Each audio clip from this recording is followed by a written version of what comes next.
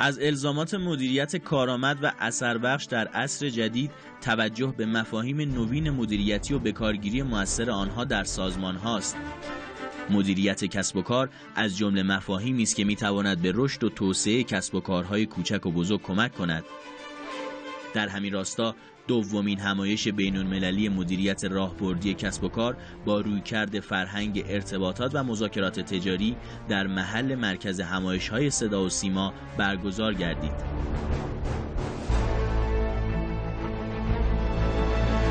معرفی و تبادل دیدگاه و دستاوردهای پژوهشی بزرگان علم مدیریت، محققان و پژوهشگران داخلی و ایجاد ساختارهای مفهومی علمی و رویکردهای علمی در مدیریت راهبردی کسب و کار با محوریت ارتباط و مذاکره از مهمترین اهداف این همایش بود.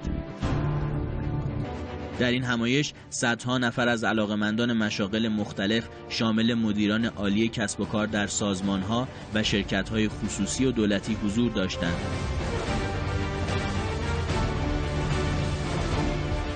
تقریباً هولوش 4 سال هست فعالیتمون رو به صورت تخصصی در حوزه وب، طراحی وبسایت، بهینه‌سازی و تجارت الکترونیک شروع کردیم.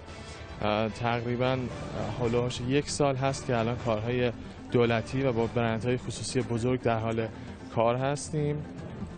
تونستیم نمونه کارهای بسیار خوب و موفقی رو در محیط وب عرضه بکنیم. موفقیت هر کسب و کار رابطه نزدیکی دارد با چگونگی کنترل امور مربوط به آن و یا همان مدیریت صحیح.